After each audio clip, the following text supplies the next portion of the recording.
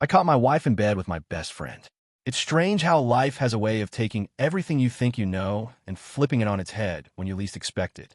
One minute, you're living a life that seems solid and predictable, and the next, everything is shattered in a matter of seconds. That's how I found myself standing in the doorway of my bedroom, watching the woman I had married and my best friend, the man I trusted more than anyone, tangled up together in my bed.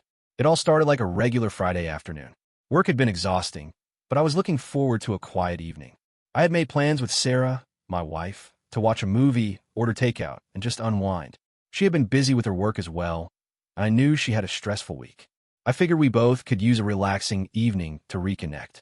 I had known Sarah for over 8 years. We met in college, and to be honest, I had always considered myself lucky to have found someone like her. She was smart, kind, funny, everything I could have hoped for in a partner. We had our ups and downs like any relationship, but nothing major. We shared a home, had a dog together, and spent most weekends hanging out with friends or family. To the outside world, we were the picture of stability. Then there was Greg. Greg and I had been best friends for almost as long as I had known Sarah. We had been through everything together. College, post-grad struggles, job changes, and relationship drama. Greg was the guy who was always there for me, the one I could count on no matter what. He had been my rock, just like Sarah. It was one of the reasons our friendship had felt so solid. He was part of my life, just as Sarah was. So, that Friday night, when I came home and noticed the house was quiet, I didn't think anything was out of the ordinary. I thought Sarah might have gotten home a little earlier than expected and was already settling in. I called out her name as I walked in, but there was no response. I figured maybe she was in the kitchen or upstairs. I walked toward the stairs, planning to check on her, when I heard voices from our bedroom. It wasn't just Sarah's voice. It was Greg's too, my best friend. At first, I thought it was nothing. Maybe they were talking, maybe catching up. But then I heard laughter, then a sound that made my blood run cold. The unmistakable sound of someone gasping, followed by the rustling of sheets. My heart began to race, and my stomach churned. I knew something was wrong. I didn't want to believe it, but there was a nagging feeling deep in my gut that told me to move, to go see what was happening. I walked toward the door of her bedroom, my steps tentative but quick. My mind was racing, trying to make sense of it all. Why were they together? What was going on? And then I did it. I pushed the door open, and there they were. Sarah, my wife, was in bed with Greg. She was on top of him, kissing him with a passion I had never seen before. Greg's hands were on her back, pulling her closer, and everything inside me snapped. The sight was like a physical blow. I froze for a split second, unable to comprehend what I was seeing. My body went numb. My mind scrambled to process the scene unfolding before me. They didn't even notice me at first. They were too wrapped up in each other. It was like I wasn't even there. And in that moment, I felt like I was falling into an abyss. I wanted to scream, to shout, to demand an explanation, but I couldn't find my voice. I couldn't do anything except stand there, paralyzed by the overwhelming flood of emotions that threatened to consume me. Eventually, Sarah looked up. Her eyes widened in shock when she saw me standing there. Her face instantly drained of color, and she pushed herself off of Greg as if she had been burned. Greg, too, scrambled to sit up, his face a mixture of guilt and panic. I don't remember exactly what I said next. My words were lost in the rush of adrenaline coursing through my veins. I felt like I was in a dream, like none of this was real. How could this be happening? How could the two people I loved and trusted most in the world be doing this to me? Josh, Sarah started, her voice shaking, but I cut her off. Don't, I said, my voice low and shaking with rage. Don't you dare try to explain this. Greg, still sitting on the edge of the bed, seemed at a loss for words. He was looking at me with a kind of shame in his eyes that made my blood boil even more. Man, I'm so sorry, he said quietly. I never meant for this to happen. Shut up, I shouted. The words came out before I could stop them. You're sorry? You're sorry for what? Sleeping with my wife? My wife, Greg. They both flinched as though I had physically hit them. I was shaking with fury now, the hurt so raw I could barely breathe. I had never felt this kind of betrayal before. Never. Sarah tried to stand, but I held up my hand, signaling her to stay away. I don't want to hear it, Sarah. I don't want to hear your excuses. I don't want to hear anything from either of you. The tears were already streaming down her face. She was trembling, but she didn't reach for me this time. She had no right. I couldn't even look at her. Please, Josh, please let me explain. It wasn't what you think. I shook my head, my eyes blurring with tears of my own. No more explanations. I saw everything I needed to see. This is over. I couldn't look at them anymore. I turned and walked out of the room, feeling like the ground was falling out from beneath me. I went downstairs, my mind racing, my heart breaking with every step. I don't know how long I sat on the couch, staring at the wall, unable to process what had just happened. What was I supposed to do now? How was I supposed to face them again? Could I ever trust either of them again? My wife, my best friend, the two people I had built my life around. And now they were nothing but strangers who had destroyed everything I held dear. After I left the room, the whole house felt empty. I sat on the couch, feeling everything inside me crumble. This wasn't just infidelity. It was a betrayal on the deepest level, from my wife and the one person I consider my brother. I didn't know what to do with all of this, how to process this new reality. I tried to focus on something, anything that could distract me, but every sound in the house, every glance at an empty space, felt like the echo of their faces, their bodies in my bed. I couldn't shake it. I had to leave. I had to go somewhere, anywhere, just to escape the madness in my head. I grabbed my keys, and without looking back at them, I walked out the door. I didn't know where I was going, but my feet carried me toward the park, a place I always went when I needed to clear my mind. It was quiet there, cool, and at least I could gather some of my thoughts. I wandered through the park, feeling my heart ache with every step. It was emptiness, unbearable emptiness. My life, my family, it all seemed like a lie now. How could this have happened? How could I have not seen it? Why him? Why her? I had spent so long trusting these people, living with them, thinking everything was fine. All that ran through my mind were questions. Why Greg? Why her? We had been through so much together. He had been my rock, someone I always counted on. And her, she was my anchor, the one I trusted more than anyone. A couple of hours passed, and I found myself back at the house. The silence was suffocating. I entered the house, and as I walked toward the bedroom, I noticed a few forgotten items on the bed, clothes and other things carelessly left behind. That was all that remained of their time together. I stood there for a moment, staring at the remnants of the moment I had walked in on. My head was still spinning. It was hard to wrap my mind around it. I couldn't believe it was real. The anger was still there, but the hurt, oh, the hurt. It was like nothing I had ever felt before. I sat on the edge of the bed, burying my face in my hands. How could you do this? How could he? They were both supposed to be the people I could rely on, and now everything was a mess, scattered like pieces of a broken puzzle. And I had no idea how to put it back together. I stayed there for a while, trying to make sense of what had happened, but I couldn't. My thoughts kept swirling, caught in a cyclone of confusion and pain. How had we gotten here? Why had everything fallen apart so suddenly? Eventually, I picked myself up, wiped away the tears that had begun to fall, and I started making the hardest decision of my life. I wasn't ready to forgive. Not yet, at least.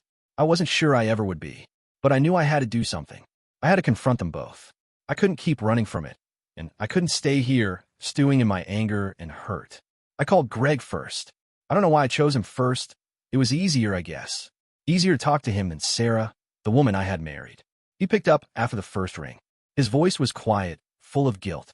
Josh, just don't, Greg, I said, cutting him off. I couldn't bear hearing his excuses. I saw it. I saw you two together. You don't need to explain yourself. I don't want to hear it. I'm so sorry, man, Greg said, his voice barely above a whisper. I never meant for this to happen. I didn't want to hurt you. Too late for that, I said flatly, the pain rising up in me again. You and Sarah both, it's over.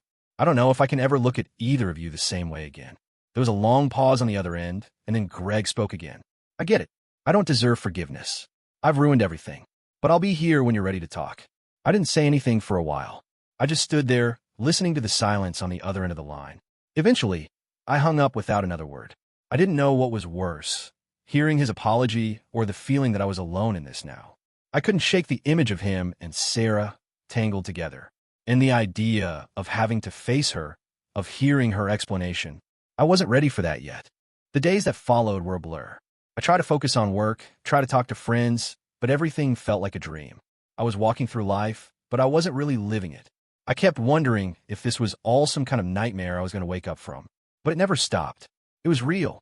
Finally, after a few days, I called Sarah. She didn't pick up immediately, but I didn't expect her to. I left a message. We need to talk. You and me. I don't know where we go from here, but I need answers. I wasn't sure if I was ready for what was coming, but it was time. I couldn't keep running from it.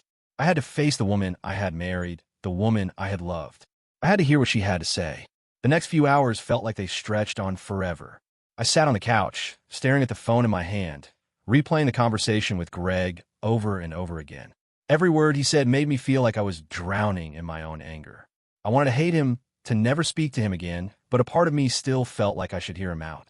Maybe it was that friendship, that bond we had for so many years, that was keeping me from completely turning my back on him. But then, the image of Sarah and him together would flash in my mind, and I couldn't bring myself to even consider forgiving either of them. I didn't want to face Sarah, not yet. The very idea of sitting across from her, hearing her try to explain what happened, was unbearable. I wanted to avoid it, run from it, but I knew I couldn't. This was my life now, and avoiding the truth wasn't going to fix anything. I had to face her. It was late in the evening when my phone buzzed again. It was Sarah. I stared at the screen for a moment, my heart racing. I hesitated, unsure of what I was even feeling anymore. Anger, confusion, hurt. But I knew that I couldn't avoid this conversation forever. I answered. Josh, her voice cracked. It wasn't the voice of the woman I had known. It sounded broken, fragile. Please, can we talk? I leaned back on the couch, rubbing my eyes. My mind was a storm of emotions, but I couldn't bring myself to say no. I couldn't just keep avoiding her. Not after everything. I don't know. Sarah, I said, trying to keep my voice steady. What is there to talk about? I saw what I saw. I don't know if I want to hear anything you have to say. I know I don't deserve your forgiveness, Josh. I know that, she said, her voice trembling. But please, can we just meet? Please. I have to explain. I need to explain myself. The desperation in her voice was too much to ignore. She had hurt me. She had shattered everything. But a small part of me still cared for her, still wanted to understand what happened, even though I didn't think I could ever forgive her. I'll meet you, I said, my voice heavy.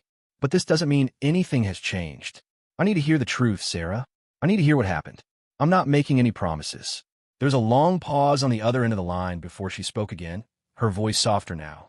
Thank you. I'll be at the cafe on Maple Street at 8. Please come. I need to see you. I ended the call and stared at the phone in my hand. The tension in my chest felt like it would suffocate me. I didn't want to do this. I didn't want to hear whatever excuses she had, whatever justifications.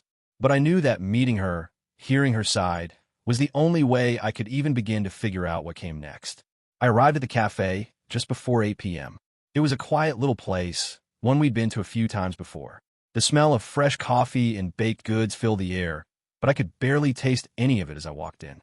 My stomach was in knots, my mind reeling with a million thoughts I couldn't seem to organize. She was already sitting at a corner booth, her hands wrapped tightly around a coffee cup, her face pale and tired. Her eyes were red from crying. When she saw me, she quickly wiped her eyes, but I could still see the sadness in her expression. I walked over and sat down across from her. Neither of us spoke at first. The silence was thick, oppressive. I didn't know what to say. The last time I saw her, she had been in my bed with Greg. How could we go from that to sitting here like everything was fine? Finally, she spoke, her voice barely above a whisper. I've been thinking about what happened, about how to explain it to you. And the truth is, I don't know how to make sense of it. I can't explain why I did it. I wish I could. I wish I could go back and undo it. I didn't say anything. I couldn't. The words felt stuck in my throat. I love you, Josh, she continued, her voice trembling. I've loved you for so long, but I lost myself. I lost sight of what really mattered, and I don't even know how it got so out of control. Greg, he's been there for me. We've been talking a lot lately about everything, and somewhere along the way, I made a choice. A horrible, stupid choice. But it wasn't about you. It was about me. And I was wrong. I was so wrong. I felt sick to my stomach. It wasn't about me. I repeated, my voice sharp. You think that makes this okay? You think that makes it easier for me to understand? She looked down at her hands, avoiding my gaze. I know it doesn't make it okay. And I don't expect you to forgive me, Josh. I don't deserve your forgiveness.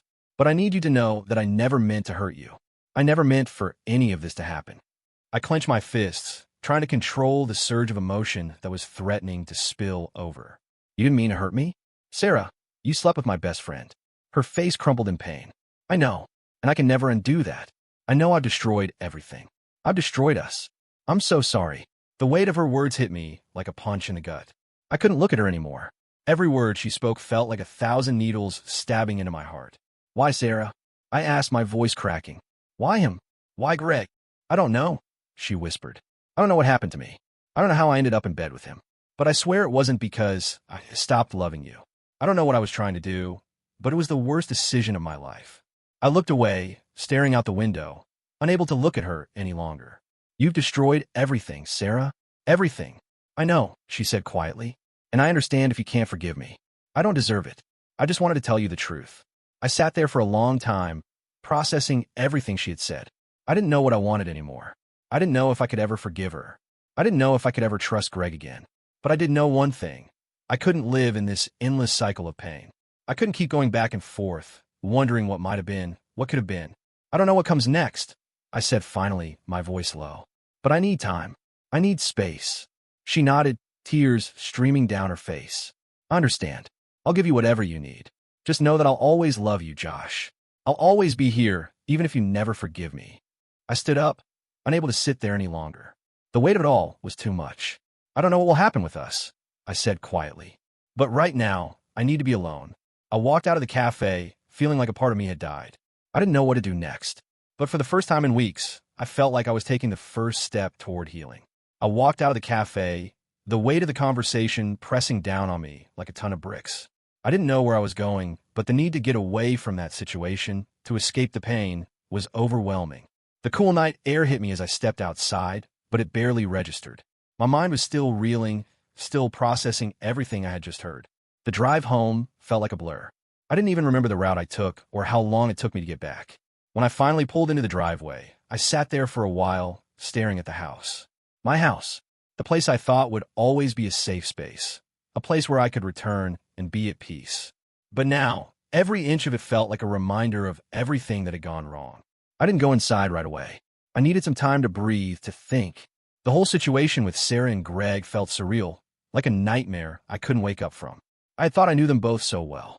I had trusted them, loved them, but everything had been shattered in one moment. Eventually, I forced myself to get out of the car and walk toward the door.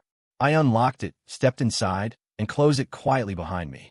The house was still, eerily quiet. It felt like a tomb. I walked through the living room and into the kitchen, where we had spent so many evenings together. I ran my fingers along the counter, touching the spots where we had shared countless meals, laughs, and conversations. Now all that felt hollow, empty. It was hard to reconcile the woman I had loved with the one who had betrayed me. I went upstairs, walking into the bedroom. The bed was unmade, just like it had been when I walked in on them. The sight of it sent a jolt of anger through me. I couldn't believe I had once shared this space with Sarah, this place that had now been tainted by the betrayal. It wasn't just a physical act. It was everything. The lies, the deceit, the shared moments that now felt like lies. I stood there for a moment, trying to collect myself. But my thoughts were a mess. The image of Sarah and Greg together, the way she had looked at me with those wide, guilty eyes, wouldn't leave me. I couldn't push it away. It felt like a scar that would never fade, no matter how much time passed. I went into the bathroom, splashing water on my face to try and clear my head. I stared at my reflection in the mirror, seeing the exhaustion and pain etched on my face. I had never felt more lost in my life. It felt like everything I had built, everything I had trusted, had been ripped apart in a moment. How could they do this to me? How could they betray me like this? I needed to talk to someone. I didn't want to, but I knew I had to. I grabbed my phone and texted my brother, Alex. He was the one person I knew I could count on, the one person who would listen without judgment. Can you talk? I need someone to listen. A few minutes later, he called. Hey, man, Alex said, his voice filled with concern. What's going on? You okay? I let out a breath, trying to steady myself. Not really. I don't know what to do, Alex. I caught Sarah in bed with Greg. There was a long pause on the other end. What? Are you serious? Yeah, I said, my voice hollow. I walked in on them. I don't know how this happened. I don't know why this happened. I don't know what to do. Man, I'm so sorry. Alex said, his voice soft. That's fucked up. Are you okay? What are you gonna do? I don't know, I said, my voice breaking. I can't even look at her right now. I can't look at him. They've both just destroyed everything. You don't have to make any decisions tonight, Josh. You need time to think. You need time to process this. It's gonna be a lot to deal with, man. I nodded, even though he couldn't see me. I don't even know if I can forgive her, Alex. I don't even know if I can forgive him. How do I move on from this? You take it one step at a time, man, Alex said. You don't have to have all the answers right now. Just focus on getting through today. Focus on getting some rest, and when you're ready, you'll figure it out. You don't have to rush anything. I felt a small sense of relief from his words. Thanks, man. I really appreciate it. I don't know where to go from here. You'll figure it out, Alex said, his voice steady. You've got this. We hung up, and for the first time in days, I felt a slight sense of clarity. Maybe it wasn't the answers I was looking for, but it was enough to make me realize that I didn't have to fix everything in one day. I didn't have to rush into decisions. I needed time to process it all, to decide what came next. I sat down on the couch, my thoughts swirling. The pain was still there, raw and fresh, but there was a flicker of something else, something like hope. Maybe it was the hope that I would eventually be able to heal. Maybe it was the hope that I would be able to move forward, even if it meant leaving Sarah and Greg behind. I didn't know what the future held. I didn't know if I would ever forgive either of them. But for now, I knew I had to take care of myself. I needed to figure out what I wanted and what would make me whole again. The next few days felt like I was living in some kind of fog. I went to work, but it didn't feel like I was really there. My mind kept drifting back to the moment I walked in on Sarah and Greg, the raw hurt still fresh. Every time I saw Greg's face, or even heard his name in passing, my stomach twisted. I couldn't escape it. How could I look at him the same way? How could I even face Sarah again after what she did? The tension between us was palpable. I knew we needed to talk, but every time I thought about it, I couldn't bring myself to go through with it. I was so angry, so hurt. The thought of sitting across from her, hearing her try to explain herself, was almost more than I could bear. But I knew I had to do it. We couldn't just keep pretending everything was fine. One evening, after a long day at work, I found myself sitting in the same spot on the couch, lost in my thoughts. The house felt empty without Sarah around. We had been living in this space together for so long, and now everything felt foreign. The place that had once been filled with warmth and laughter now felt like a cold, lifeless shell. I could hear her moving around upstairs, probably packing her things. We hadn't really talked much since the day I found them together. She had tried to apologize, tried to reach out, but I wasn't ready to hear it. The anger still simmered beneath the surface, and every time I saw her face, I couldn't escape the betrayal. But I had to face her. I couldn't keep avoiding this. It was tearing me apart. I went upstairs and knocked gently on the door to our bedroom. "Sarah," I said, my voice more fragile than I wanted it to be. The door opened slowly. She stood there, her eyes red, but her face hard with determination. She had been crying, but she was trying to hold it together. "Can we talk?" she asked quietly. Her voice was shaky, but there was a sense of urgency in it, like she was desperate to make things right. I nodded, stepping into the room. It was still the same room, the same space where we'd shared so many memories. And yet, now it felt like a place I didn't belong. "I've been thinking about everything," Sarah started, her voice breaking as she sat on the edge of the bed. "And I know I can't change what happened, but I need you to understand that I'm not the person you think I am. I never meant to hurt you, Josh. It just happened. And I wish more than anything I could take it back." I stood there, looking at her, trying to keep my emotions in check. I couldn't look at her without seeing the image of her in bed with Greg, the two of them tangled in a way that should have only been between us. "How could you do this?" I asked, my voice low and strained. "How could you betray me like this, Sarah? With him? My best friend." She lowered her gaze, her hands clenched in her lap. "I don't have a good answer for that. I don't know what happened, Josh. I don't have an excuse. All I can tell you is that I was confused, and I made a terrible mistake. But it wasn't about you. It wasn't because I don't love you. I do. I love you. But somewhere along the way, I lost myself. I don't know why, but I did." Her words stung, but I knew I needed to hear her side, even if it was painful. "Why him, Sarah? Why Greg?" She closed her eyes, tears slipping down her cheeks. "I don't know. I've asked myself that every day since it happened. It was never supposed to be like this. It was just, he was there, and I was weak, and I don't know what to say to make it right. I wish I could turn back time." The silence between us was heavy, suffocating. I could feel the weight of her words, the weight of her confession, but it didn't make it any easier to bear. "I can't forget what happened, Sarah.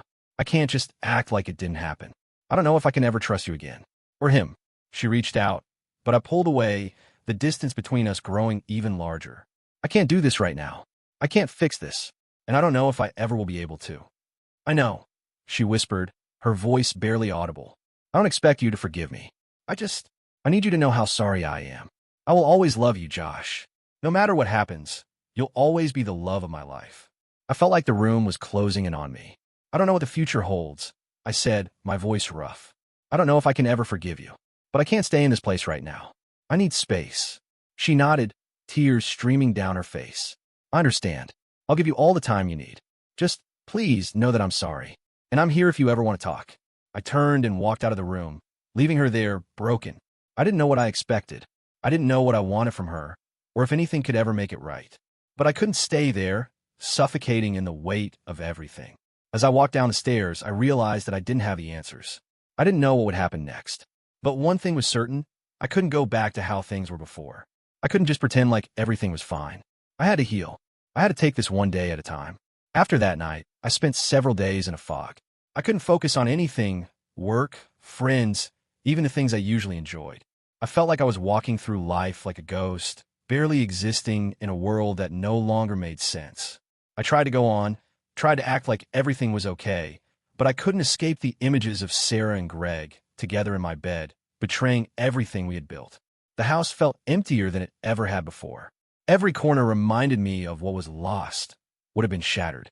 The bed we had shared, the couch where we had watched movies, the little spots where we'd laughed, argued, and dreamed together. It was all tainted. I couldn't escape the feeling of betrayal that clung to every surface, every inch of this place. I stayed in my office for hours at a time, pretending to work, just to avoid facing the reality that was waiting for me at home. But eventually, I had to face it. One evening, about a week after the confrontation with Sarah, I got a message from Greg. He had sent me a simple text. "Can we meet?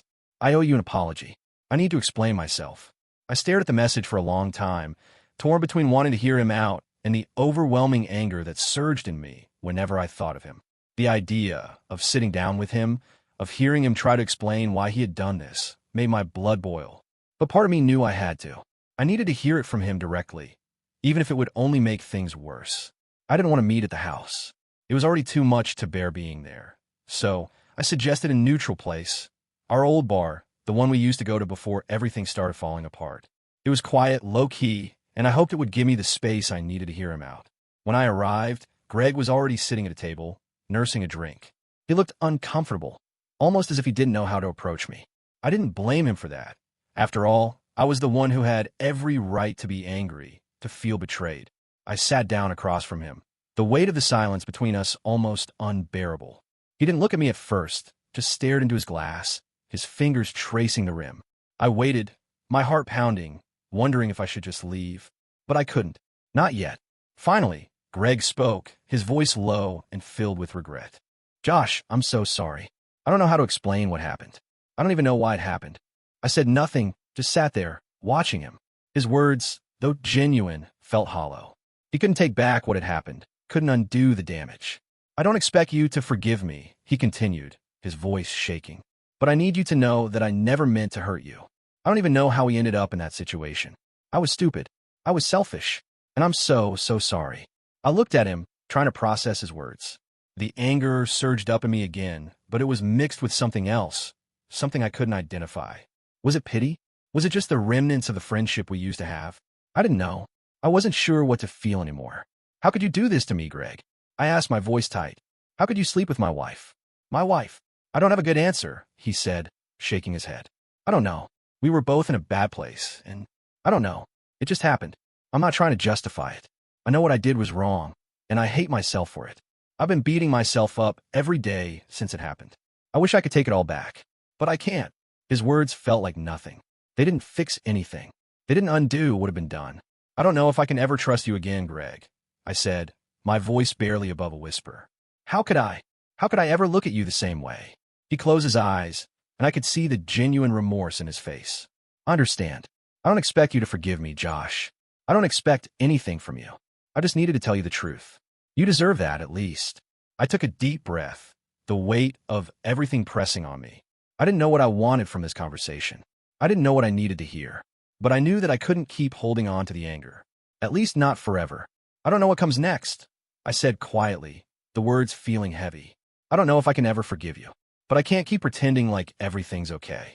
Greg nodded, his eyes filled with pain. "I don't want you to pretend, Josh. I just want you to know how sorry I am. And I'll be here if you ever want to talk. If you ever want to yell at me or hit me, I'll take it. I'll take whatever you need to say. But I know I've ruined everything. I just wanted you to know that I'm sorry." I sat there in silence for a moment, trying to process everything. I didn't know what to say. I didn't know what the future held for me, for Sarah, or for Greg. All I knew was that nothing would ever be the same. "I don't know if I can ever be around you again, Greg," I said, standing up. I don't know if I can ever look at you the same way. I understand, he said softly, and I'll give you all the time you need. If you need space, I'll stay away. Just know that I'm sorry. That's all I can say. I walked out of the bar without looking back. The weight of the conversation hung in the air, but it didn't make me feel any better. Nothing was going to fix this. Nothing would ever make it okay. As I drove home, I realized that I still didn't have the answers. I didn't know what came next, what my future with Sarah would look like, or even if I would ever forgive Greg. But I knew one thing. This was just the beginning of a long, painful journey. And the first step was accepting that I couldn't fix everything right away. It would take time, a lot of time. I spent the next few days lost in my thoughts, barely able to focus on anything. The house felt like a stranger's home, and my own reflection seemed foreign to me. I went through the motions of my daily life, work, meals, checking in with friends, but everything felt empty. I felt like I was playing a part, acting in a life that wasn't mine anymore. I couldn't stop thinking about Greg's apology. He was sorry, sure, but what good was that? He had crossed a line that could never be undone. And Sarah, she kept texting me, calling, begging for another chance. She wanted to meet, to talk more, to somehow fix this mess. But how could we fix something so broken? How could she fix what she had torn apart? One evening, I received a message from her that made my stomach churn. Can we talk tomorrow? Please. I can't stand the silence between us. I thought about ignoring it, but something inside me told me that I needed to face her, if only to get some closure, if only to hear her say everything she needed to say so that I could finally put it all to rest. The next morning, I agreed to meet her at a quiet cafe. We had been there together before, in happier times. The place was a small, cozy corner spot with soft lighting, perfect for conversation. But today, it felt like a cruel reminder of everything I had lost. When I arrived, Sarah was already sitting at a table by the window. Her face was pale, and she was wringing her hands together nervously. The usual warmth in her eyes was gone, replaced by a look of deep regret. I sat down across from her, not knowing what to say. The silence between us was thick, suffocating. It was as if every word we might say would make the situation worse. I don't know where to begin, Josh, she said, her voice quiet and trembling. I know I've destroyed everything, and I don't expect you to forgive me. But I need you to know that I didn't want this. I never wanted to hurt you. I stared at her, trying to keep my emotions in check. You don't understand, Sarah. You've ruined everything. You've ruined us. I don't even know who you are anymore. Her eyes filled with tears, but she didn't look away. I know. I've been thinking about it every day, every minute. I don't even know why I did it. I can't explain it. I wish I could. But it was a mistake. A horrible, terrible mistake. And I'll regret it for the rest of my life. You're right, I said, my voice thick with pain. It was a mistake. But it was a mistake with my best friend, Sarah. The one person I trusted more than anyone. And that's something I can never forget. She took a shaky breath. I'm not asking for your forgiveness right now. I know I don't deserve it. But I need you to know that I love you. I always have. And I always will. This wasn't about you. It wasn't even about him. It was about me being broken, not knowing how to deal with everything. And I made a mistake. I betrayed you. I will always hate myself for that. I couldn't look at her anymore. The pain in her eyes only made it worse. I stood up abruptly, the chair scraping against the floor. I can't do this, Sarah. I can't keep hearing you say how sorry you are. You did this. You broke me. She stood up too, her face full of desperation. Please, Josh, don't leave like this. I'm so sorry. Please, just give me a chance to show you how much I regret it. I'll spend my whole life making this right, if you let me. I shook my head, tears welling up in my eyes. I don't know if I can ever trust you again. Or him. Or anyone. You've ruined me. You've ruined us. And I don't know if I can ever go back to what we had. I turned and walked out of the cafe, not looking back. I knew she was still standing there, probably crying, but I couldn't bring myself to care. Not right now. I spent the next few days in a daze. I wasn't sure what I was feeling, anger, grief, frustration, but it was all consuming. I felt betrayed, broken, and more alone than I ever had in my life. I thought about what the future would look like, but every thought seemed to lead back to the same conclusion. I didn't know how to move forward. Not with Sarah, not with Greg, and certainly not in a way that would allow me to feel whole again. But then something shifted. I started spending more time with my friends. Real friends, the ones who hadn't betrayed me. I went on hikes, grabbed drinks with people who cared about me, and slowly began to reconnect with the outside world. I wasn't okay, not by a long shot, but being with people who supported me, who had nothing to do with the mess I was in, helped me breathe again. One afternoon, about 2 weeks after my meeting with Sarah, I received a text from Greg. I know you need time. I know I've messed up, but I want you to know I'm here for you whenever you're ready. I'll be waiting. I'm so sorry, Josh. I read the message, the words burning into my mind. I didn't respond right away. I wasn't sure if I was ready to even speak to him again. But deep down, I knew that I had to decide whether I could ever forgive him. And that wasn't going to be easy. Weeks passed, and the weight of everything continued to press on my chest, suffocating me slowly. I kept going through the motions, work, hanging out with friends, trying to get back to something resembling normality. But nothing felt normal anymore. Every time I walked into my house, every time I sat in my car or saw a familiar street, memories of Sarah and Greg haunted me. The image of them together wouldn't leave my mind. I kept telling myself that I had to move on, but the truth was that I was still stuck. Despite what Sarah had said, despite her tears and her pleas for forgiveness, I knew something deep inside me had been irreparably broken. Trust was a fragile thing, and once it shattered, it wasn't something you could just glue back together. I had loved her. I had trusted her with everything. But now, every word she spoke felt like a lie, and every moment we had shared felt tainted by what had happened. I thought about Greg, too. He kept texting me, "I'm here when you're ready. I'll never stop being sorry." But nothing he said could make this better. I couldn't look at him without seeing the betrayal.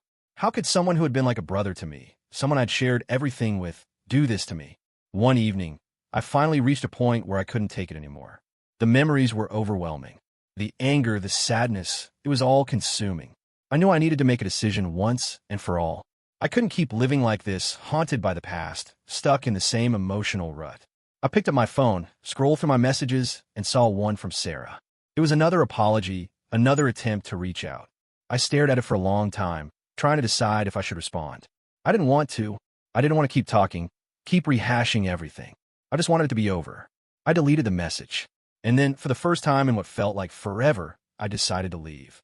To really leave. I packed a bag, grabbed my keys, and drove to a small apartment complex on the edge of town. It wasn't fancy, but it didn't matter. I didn't need anything grand. I just needed to escape. That night, I sat in the empty apartment, staring at the bare walls. It felt strange. There was no furniture, no familiar sounds. But there was a strange sense of peace, too. I was free. Free from the suffocating weight of betrayal. Free from the constant reminders of Sarah and Greg. I knew it wouldn't be easy. Starting over never is.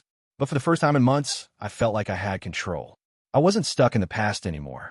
I was moving forward. In the days that followed, I focused on myself. I spent my time working on my career, going for runs in the park, re-engaging with the friends who had supported me through it all. I didn't need Sarah. I didn't need Greg. What I needed was to rebuild my life without the constant shadows of betrayal following me around. I still thought about them. I still remembered the good times, the laughs we had shared, the memories of when everything seemed right. But those memories no longer held the same weight. They no longer defined me. I began dating again, slowly, carefully. But it wasn't about finding someone to replace Sarah. It wasn't about trying to recapture what I had lost. It was about learning to trust myself again, about rediscovering what it meant to live for me, not for anyone else. One night, about 6 months after I moved into the new place, I ran into Sarah at a coffee shop. She looked the same, but there was something different about her. She was still apologizing, still begging for a second chance, but I didn't feel the same way anymore. The anger and hurt were still there, but they had faded. "I never meant to hurt you," she said, her eyes brimming with tears. "I know," I said quietly, my voice calm, even though the pain was still there. "But it's too late for us, Sarah. We can't go back. And I can't forgive you for what you did." Her face crumpled, but I didn't feel the need to comfort her. She had hurt me beyond repair, and I had learned that some things are never meant to be fixed. "I'm sorry," she whispered before walking away. I stood there for a moment, watching her leave. It didn't feel like victory. It didn't feel like closure. But it was the last piece of the puzzle. I had let go. I had moved on. The rest of the year passed slowly, but it was a year of healing. I traveled, met new people, and began to truly enjoy life again. The ache in my chest wasn't gone, but it wasn't as sharp. I learned that I didn't need anyone to complete me. I could build a life on my own, without the ghosts of the past.